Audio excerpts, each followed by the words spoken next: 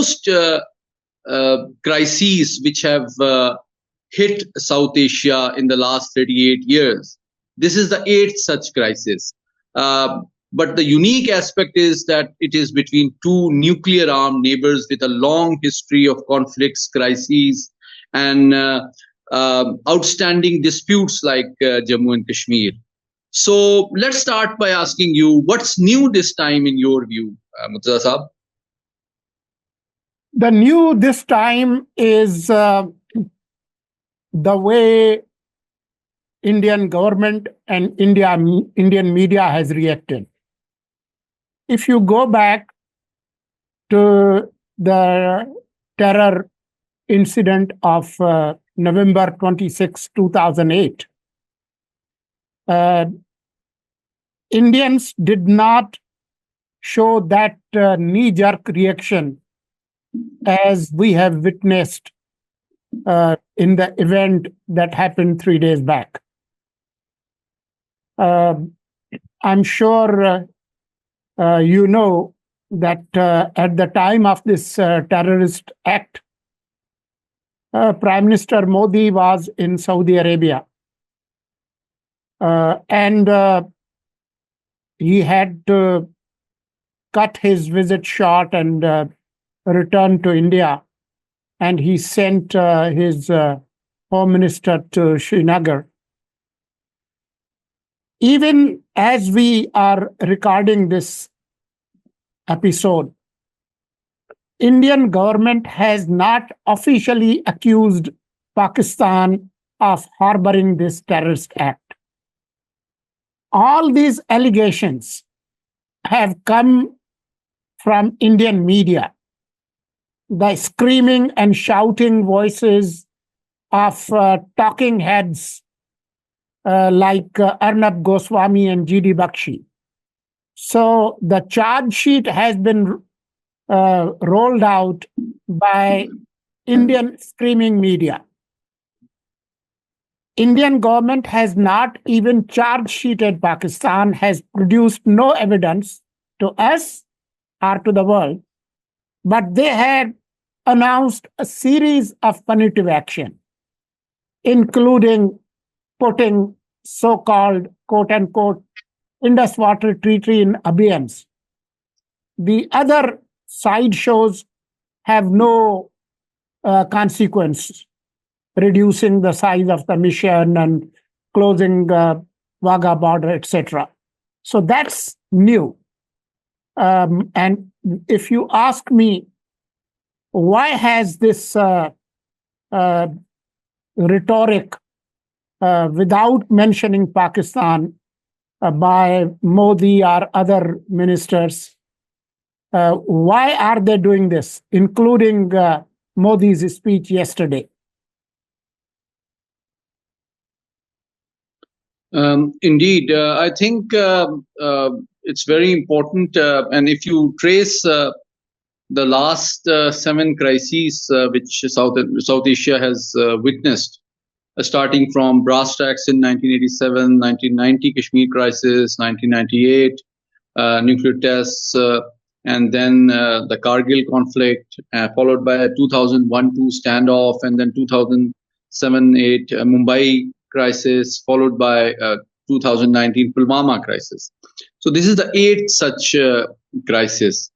And I think it is very important that this time a lot has changed. First off, international environment is different.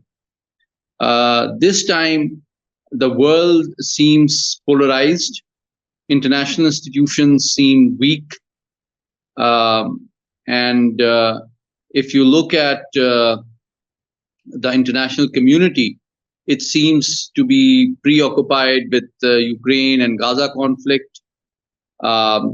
Ultra-nationalism seems to be dominating the politics and policies of major powers.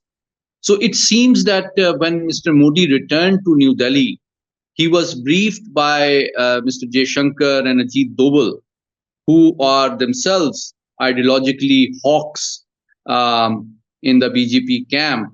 They perhaps miscalculated this international environment as offering a possible window of opportunity for India to, achieve and inflict what they have hoped to do. A few years ago, if you recall, in a famous statement, Modi said that blood and water cannot flow together.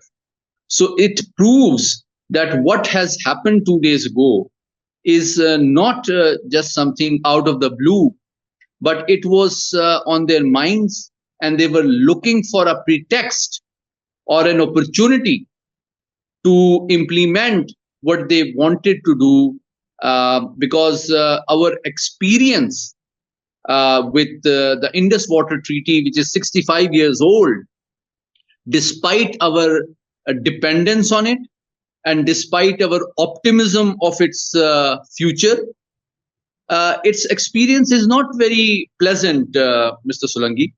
And Pakistan has faced dozens of episodes in which water was stopped or diverted during the sowing season, and the floodgates were opened during the monsoon season. So this is a national habit of India for the last 78 years.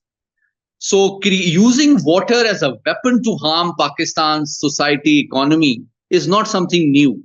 But what is different this time is that they have formally, through their Ministry of External Affairs, announced the holding of abeyance this treaty, which Pakistan has timely corrected, is a clause which does not exist in the text of the treaty. Therefore, it is not a right or option that either India or Pakistan has or can exercise. That's my initial thought.